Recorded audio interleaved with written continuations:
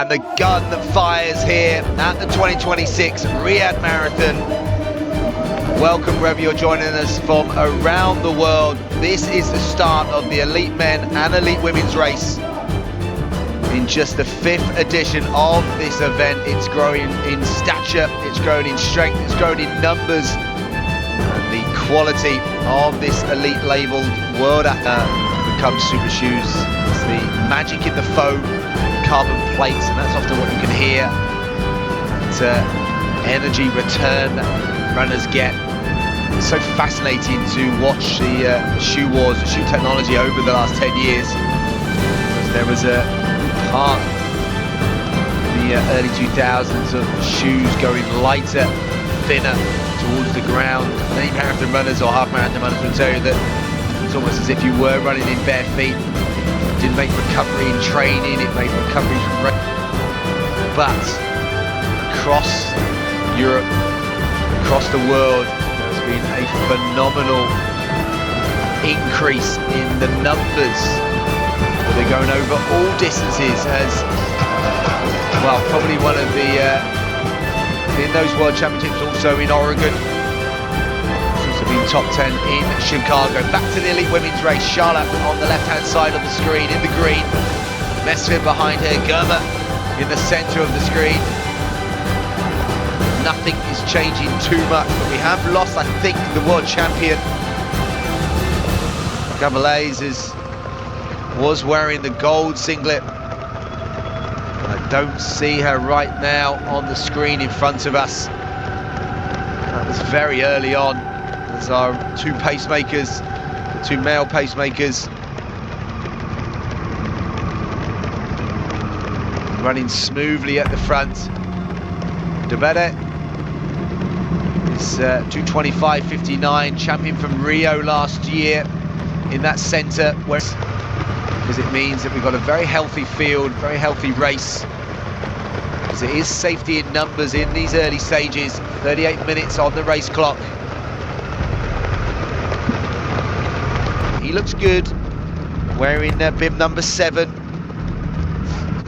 Going through his profile, not too many races to go through. And again, having finished second here last year, I thought there'd be a few more races, whether there was a little bit of injury or whether he just enjoyed life, just sat back. But he's back here again 12 months later.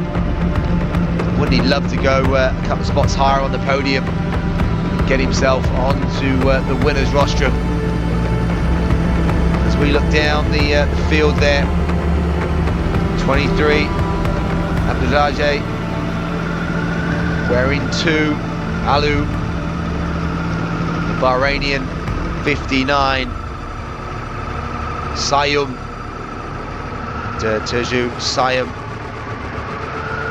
who's just biding her time. It doesn't really matter where you sit in this group. Often runners will quite like to sit in the middle, as Demese wearing 53.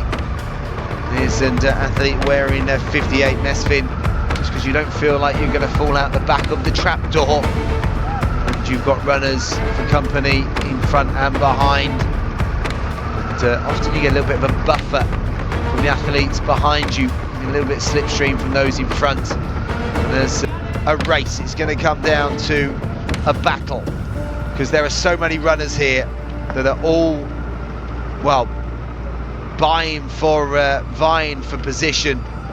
And we're up to 60 minutes and 10 seconds for the half marathon, so no wonder he's there. And that was in March 2025, but he's met with a 60-minute half marathon. That's why he's at the front of this group. In December, ran 61:13 Shenzhen in China, so he's in shape. He's obviously prepped for this. Tefera is at the front of the group now. 2:07 lifetime best. The Osaka marathon champion.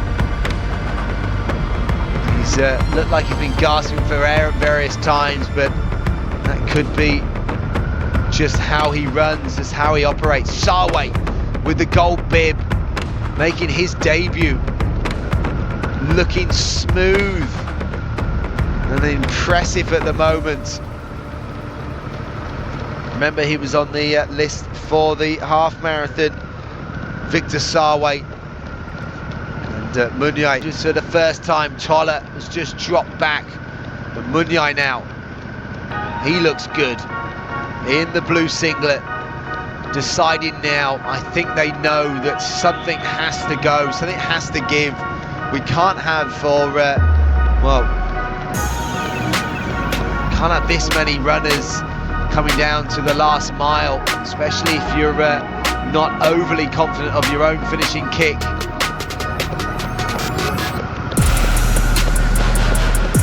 Munai, Tefera are the two athletes now that are pushing it on, pushing the pace, and now this is probably the first significant break of the race.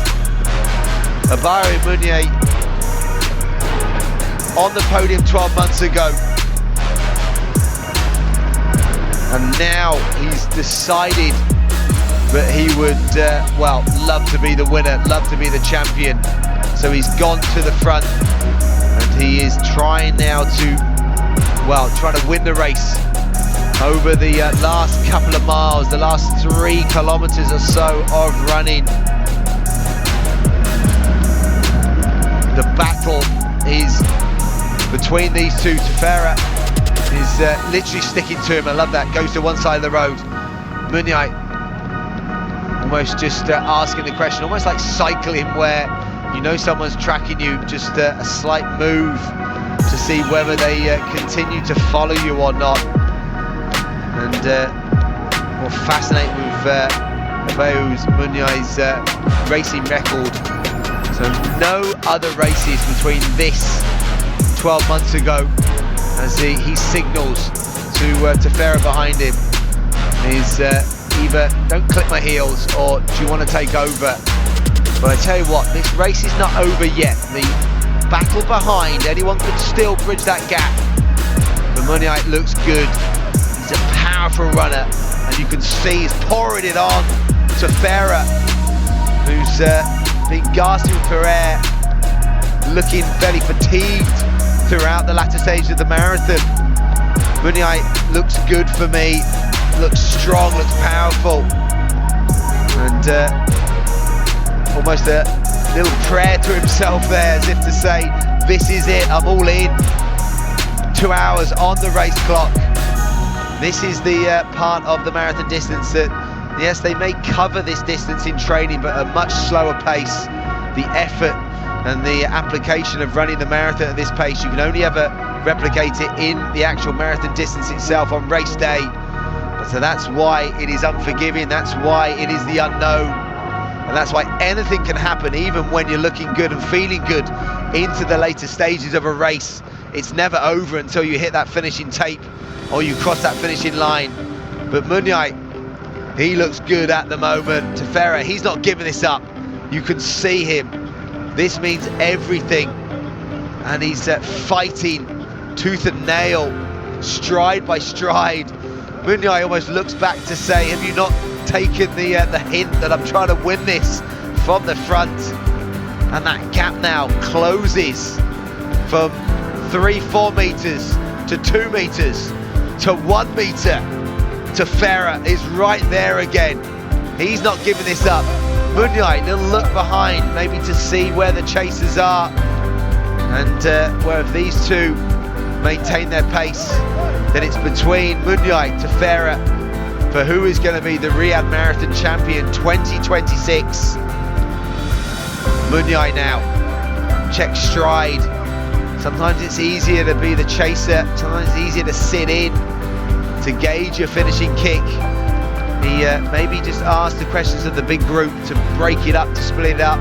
A little check of the watch, and that will be confirmation that the meters has been eaten away in terms of what is left. The course record, I think, is safe for another year. At 2:06:27 by the Gerechu, the Ethiopian, back in 2022. But it is about a race, and it's a race between two Ethiopians. Abebu Munai, second last year in his lifetime best, 2:08:32. Safa Tafia is the compatriot who is grimacing. He's been trying to get air on board, almost one eye shut with the pain of the marathon. Munai looks as if it's biting, but if I was to say who looks the better of the two, Munai in the blue, wearing bib number 7, looks slightly more relaxed than Tefera, and he's just sat on the shoulder, and his experience as well. He knows where to be, placing wise. He knows this course, having podium last year. So this now, to me, is where the smart money might lie. As we go back to the elite women, and I still think it's 53 Domese and 60 is Kenya Gamira, and it is as they check with the one pacemaker. And this is interesting, latter stage of the race, they're 2 hours and 4 minutes in, is how far, obviously the pace is due to go to 40 kilometers, but how beneficial it is to their racing tactics. Germa is the athlete right on the shoulder of the pacemaker. Domese is the athlete that's happy to be sat in the slipstream, very much like Munai sat on Tefera. And again, fantastic split screen here of the elite men on the left hand side, the elite women with around about 20 so minutes of running, the elite men much less so. They're into the business end. This is the racing part now, where it's down to 2 athletes. Who is going to take the 2026 Riad Marathon title? Tefera wearing 5 on the left hand side of the screen. Munai, who's been on the podium previously, he's raced sparingly, but when he has raced here, he's raced very well. And now the gap towards them and the 3rd place group has grown, so it's between the 2 athletes on the screen on the left.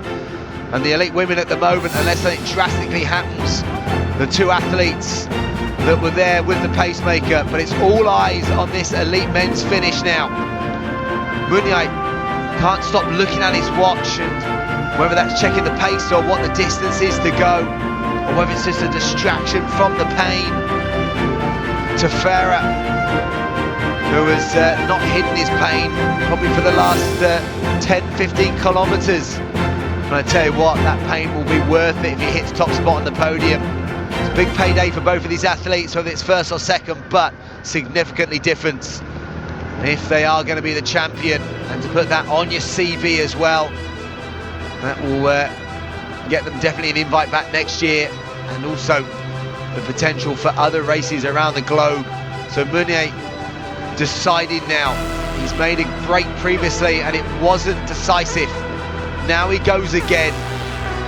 The camera does a great job of giving us the speed of the leg turnover of Munai as he drives and tries to make the distance now count between the gap down and went into the lead. But now this could be significant as the clock ticked over course record pace. So this now is about the victory. You can hear the finishing gantry noise in the distance. So that'll be a welcome sound to the leader on the screen. Abayu Munai is your leader. On the podium 12 months ago. And I think he's going to be the champion this year, and he's going to find himself on the top spot on the podium. Wonderful shot there of the masses on the left hand side of the roadway, and the leader and the, well, almost the champion here. Then we get all the races end and started here, the Princess Aurora Bint of Durham University here, the Marathon Race Village, the festival located, and it will be a festival for this athlete on the screen as the distance continues to grow between Asafa Tefera in second place in the green, but our leader Abaru Munai is driving, and well, this would be a fantastic victory, the biggest of his career. And I always wonder whether athletes have a chance to enjoy the final moments, the pain of the marathon. He's there for whether you're an elite or one of the masses. Just maybe hurt slightly shorter for the masses. Given their time, it's just over 2 hours and 8 minutes. Some of our marathon runners in the masses will be going through their halfway point, so they'll be marvelling at the sight of the elites coming down towards the finishing line. Coming towards 2 hours and 9 minutes on the race clock. So I think we're going to be just inside 2 hours and 10 minutes. There's the wonderful sight of the finishing line. The carpet, the red carpet laid out for the champion, for the winner. And here he is coming into the final stages here at the Riad Marathon 2026. Abaru Munai is taking the title. He is your champion from Ethiopia on the podium 12 months ago. And this time it's the top spot. Munai, superb bit of running. Absolutely delighted with second place, a very painful Sefer Tefera. Munai, what a brilliant win, what a brilliant finishing. Oh, as the pain is evident to see. Another Tefera, so it's the Tefera second and third, Characha Tefera. I think just ahead of Raphael Cullen, the Kenyan, that does come across the line in fourth place. All these athletes around the 2:10 mark, and she ran Munai in January last year, so 3 marathons last year, mixed results, but at the moment heading towards second place. But whether there's anything she can do in these later stages, because Kenya Germa, well, is going through the gears, and that looks significant in terms of distance, in terms of pace, and the fact she's got the pacemaker now to help her and to pull her clear. So second place in Dublin in October. The slightly different weather. Hi everyone. ይህ የምትመለከቱት የሪያድ ማራቶን 2026 ውድድር ነው። በወንዶቹ ማራቶን ውድድር አበባው ሙኒዬ 2:09:31 በመግባት አሸናፊ ሲሆን በሁለተኛ ደረጃ አሰፋ መንግስቱ 2:09:44 በመግባት ውድድሩን አጠናቋል። በሶስተኛ ደረጃ ቶልቻ ተፈራ 2:10:09 በመግባት ውድድሩን አጠናቋል። በሴቶቹ ውድድር ኬና ግርማ 2:25:56 በመግባት አሸናፊ ስትሆን በሁለተኛ ደረጃ አበራሽ ደምሴ 2:27:15 በመግባት ውድድሯን አጠናቃለች። በሶስተኛ ደረጃ ንግስት ሙሉነ 2:29:21 በመግባት ውድድሯን ስታጠናቅቅ እናም ይህ የሪያድ ማራቶን ውድድር ከሌሎቹ ዓለም አቀፍ ውድድሮች ሲታይ ፈጣን ሰዓት አይደለም። በተለያዩ ምክንያቶች ሊሆን ይችላል። And now the fatigue hits, and look at the distance she has. And it's delight. 4 races in her career, 3 victories. So impressive. And I am, well,